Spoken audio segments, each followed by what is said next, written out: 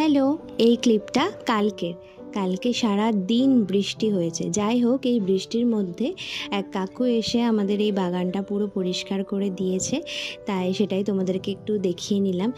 আর বাগান পরিষ্কার করার আগে যেহেতু গাছও কিছু কেটে ফেলা হয়েছে, পাতা টাতা ছাঁটাই করা হয়েছে, তাই আমি ফুলগুলো তুলে নিয়েছিলাম, পুজো করতে পারবো না তাই।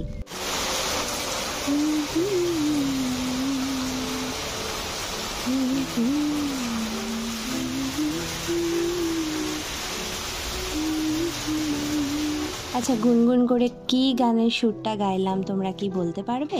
তারপর এই যে ছেলেকে আনতে যাচ্ছি, আর কি কালো মেঘ করেছিল দেখো কালকে।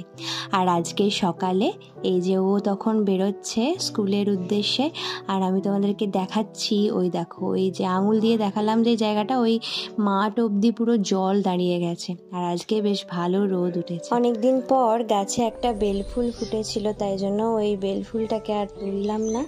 আর এই যে এবার ড্রেস চেঞ্জ করে নিলাম, সূর্যদেবকে জল অর্পণ করব। একটা তামার পাত্রে জলের মধ্যে হালকা একটু হলুদ আর আতপ চাল নিয়ে নিলাম, এর সাথে লাল ফুল অ্যাড করতে পারো তোমরা। তারপরে আমি চলে গেলাম আবার ড্রেস চেঞ্জ করতে। এবার বানাবো ছেলের জন্য টিফিন। তো টিফিনে আজকে আমার ফেভারিট একটা জিনিস বানিয়েছি, আলু দিয়ে, পেঁয়াজ দিয়ে, বিনস দিয়ে আর গাজর দিয়ে চাউমিন।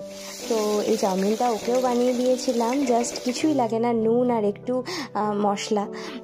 তো ওরও খুব ভালো লেগেছে। আর একটা ডিম ভেজে দিয়ে দিয়েছিলাম। এগুলো জাস্ট নুন দিয়ে খেতেও দেখবে বেশ খুব ভালো লাগে, আর একটু যদি গোলমরিচের গুঁড়ো দিয়ে দিতে পারো।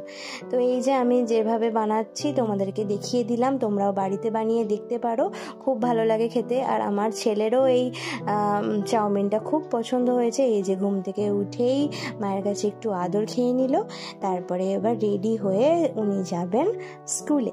জানো, যখন ছোট ছিলাম তখন মা মাঝে মাঝে টিফিনে এই চাউমিনটা বানিয়ে দিত, এত ভালো লাগতো, বেশ বড়লোক ফিল হতো। যাই হোক, তখন তো চাউমিন এত বেশি পাওয়া যেত না, রেস্টুরেন্টে অত খেতেও যেতাম না, ওই স্ট্রিট ফুড হিসাবে খাওয়া হতো মাঝে সাঝে। যাই হোক, তো মা এটা বানিয়ে দিত, আর এর সাথে দিত বাদাম ভাজা।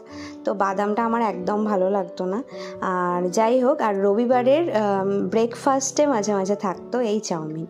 তো আমার বাবার খুব প্রিয় ছিল বাদাম ভাজা দিয়ে আর এই আলু পেঁয়াজ এই সমস্ত দিয়ে চাউমিনটা। তোমাদের সাথে এটা শেয়ার করলাম, আমার খুব ভালো লাগলো।